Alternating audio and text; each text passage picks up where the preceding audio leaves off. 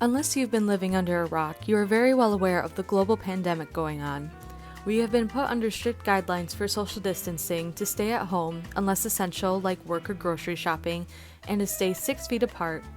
Due to these guidelines and growing information, it has led to the closing down of schools, businesses, and events. We have also learned that the disease is highly contagious and ever-growing. According to the CDC, there are 36,627 cases and 3,274 deaths in Michigan.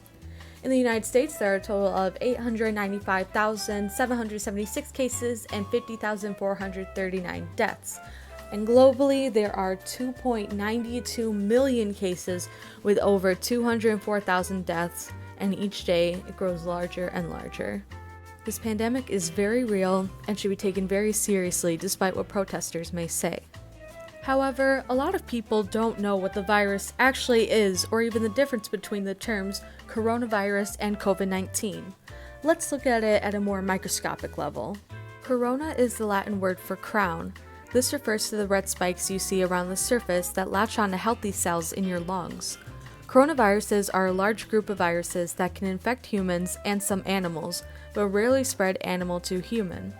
It is spread through the droplets coughed or sneezed out by an infected person.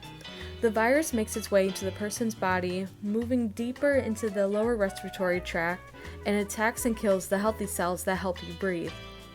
COVID-19 is the most recent form of a coronavirus discovered in 2019 and continues to evolve.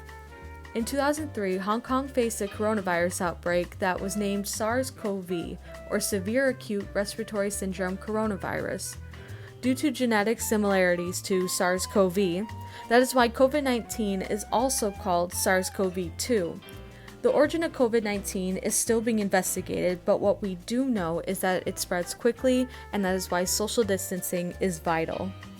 Symptoms have been ranging from severe breathing issues to no symptoms at all.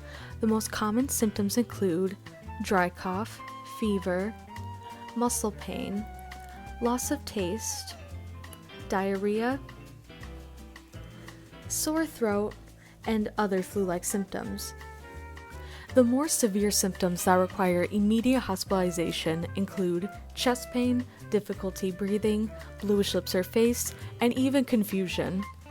A common misconception is that healthy younger people are immune to the virus and that only the elderly and those with respiratory health issues can get it, but anyone at any age can contract the virus. However, there are people who are at higher risk of severe illness from COVID-19.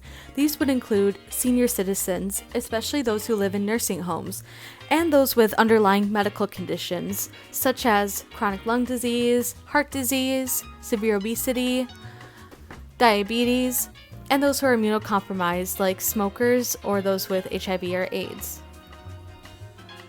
As of right now, there is no cure or vaccine for coronavirus. However, there are simple ways to prevent yourself and others from getting sick.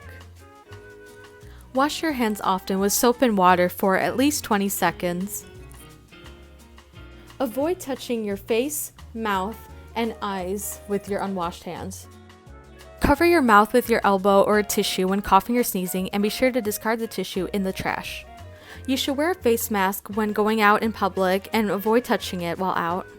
As human beings, social interaction is important, but in these times we must keep our friends and relatives safe by social distancing. Video calls, messaging, and social media are the safest ways to keep in touch with your loved ones. Things may be scary and different right now, but just know that we can and will get through this.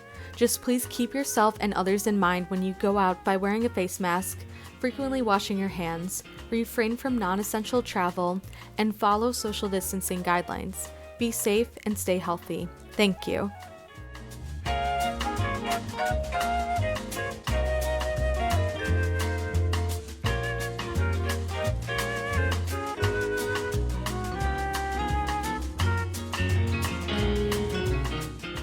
Thank you for watching. For more information, check out Centers for Disease Control and Prevention website at cdc.gov or the World Health Organization website at who.int.